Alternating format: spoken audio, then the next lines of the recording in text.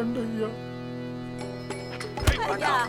అయ్యా చూడయ్యా, డబ్బులకి తట్టుకోలేడయ్యా.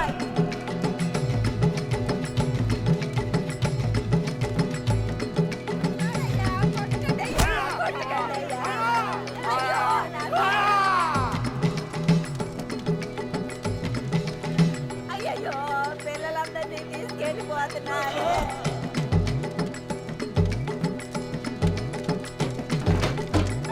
ఇప్పుడు నేనేం చేయాలి? అయ్యో అయ్యో, ఇప్పుడు నేనేం చేయాలి? నా సామిని కొట్టి చంపేశానే, నా సామి సామి.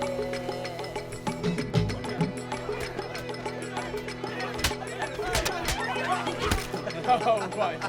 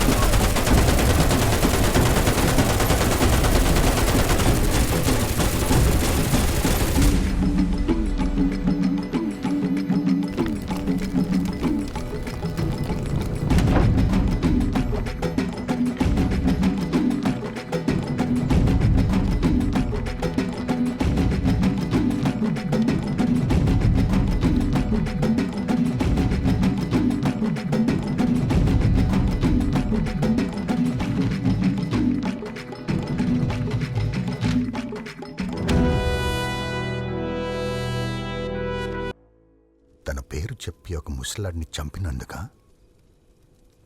లేదా తన పేరు ముందు కెప్టెన్ అని పెట్టనందుక తెలీదు.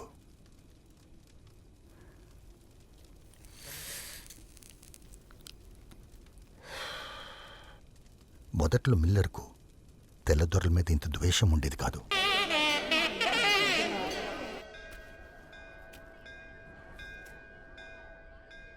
దీనన్నిటికీ కారణం ఎవరు? మిల్లరా? గవర్నర్ కొడుకు రేలియా? ఆ సంస్థానాధిపతి భూపతి రాజా? ఎవరు?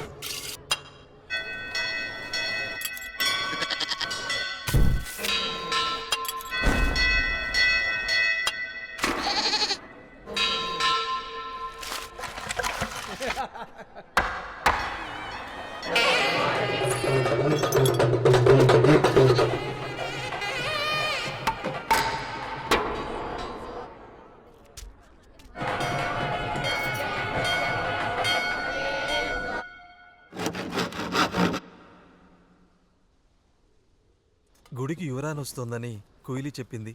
పట్నంలో వైద్యం చదువుతోందట. గుడి కన్నా 100 రెట్లు దగదగా మెరిసిపోతుందట. అగ్నీశ్వర, అది విన్న దగ్గర నుంచి ఎలాగైనా సరే యువరాన్ని చూడాలనిపిస్తోంది. గుడి ముందుకెళ్ళి నించుంటే మనల్ని లోపలికే పంపించరు. అమ్మ గాని బతుకుందో నువ్వు మాట్లాడిన మాటలకి ఈపు చీరేసేది. వాళ్ళెవర్రా మనల్ని పంపించడానికి? మనం ఎందుకు భయపడాలి? ఈరోజు గుడికి వెళ్తున్నాం, యువరాన్ని చూస్తున్నాం.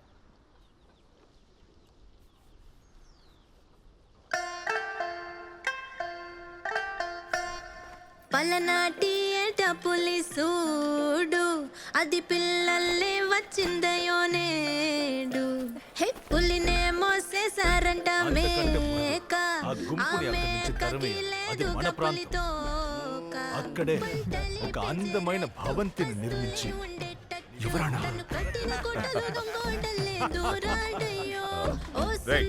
ఎవర్రా మీరు? ఎవర్రా మీరు? అదిగో అక్కడ పెడదాంరా. ఊళ్ళో కుర్రాళ్ళు. రే కాళీ, ఆ దొంగ వెధవల్ని పట్టుకోలేదనుకో మీ లంగోటిని తీసి పరిగెట్టిస్తా. వెళ్ళండ్రా. అయినా పిల్లకై గాలించే కనుబాపే.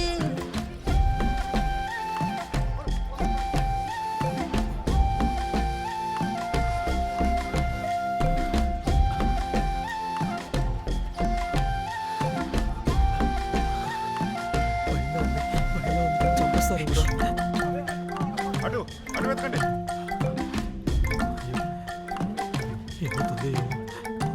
దివిటి వెలుగులోన కనబడిన కలలు చానా, ఒక జాబిలి కూన బహుమతి పగ దివి దిగొచ్చేనా.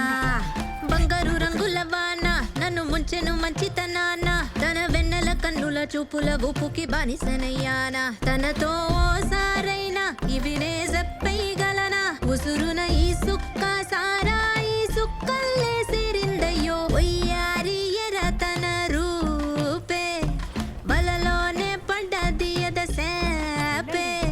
బోలేడు తుపాకులే ఆపే, అయినా పిల్లకై గాలించే కను పాపే. మంచిగా తీసుకుంటాక ఇస్తా పో. ఎందుకురా ఊరంతా తిరిగి ఆ, వస్తున్నా? నీ మొగుడిని ఎత్తుకుదామనే.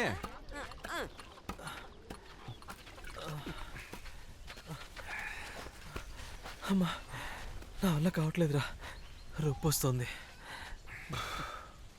కానీ యువరాణి ఎంత అందంగా ఉంది. నాకెందుకో యువరాణి కంటే ఆ అమ్మాయి అందంగా ఉన్నట్టుంది. అయ్యగారు మనసు పడ్డట్టున్నారు. ఆ, మీరే నా దొంగ ఎదవలు. దొరికుంటే ఈ పాటికి మిమ్మల్ని ఉరి తీసేసేవాళ్ళు. అదట్టుంచు.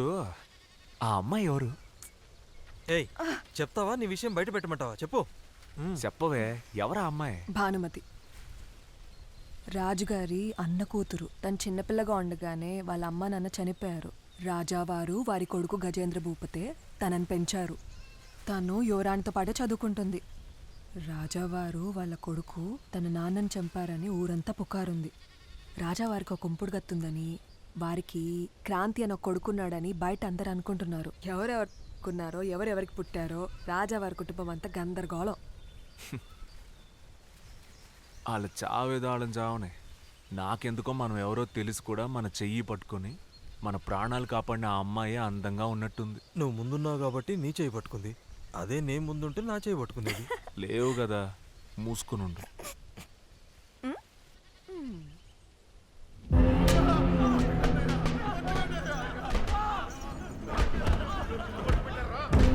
కొట్టే హక్కు వీళ్ళకి ఎవరిచ్చారు?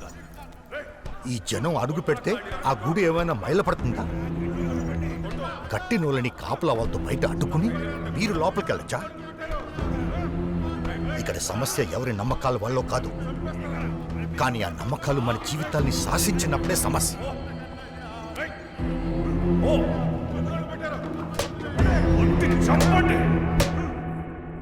భానుమతి, భానుమతి, ఆగమని చెప్తున్నాను కదా.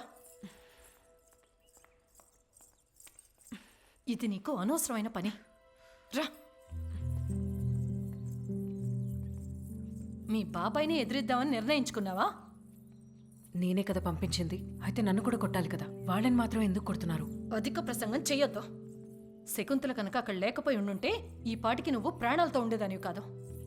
కానీ ఇంకొక్కసారి ఇలా ఏదైనా జరిగిందంటే అప్పుడు మేమెవ్వరో నేను కాపాడలేం.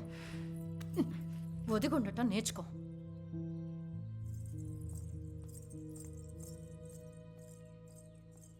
వాళ్ళు గుళ్ళోకి రాకూడదంటున్నది నీకు తప్పనిపించలేదా? నువ్వంటే మీ నాన్నకు బాగా ఇష్టం కదా, నువ్వన్నా చెప్పొచ్చుగా. ఏం చెప్పమంటావు భానుమతి? నేను చెప్తే మాత్రం అన్నీ మారిపోతాయా?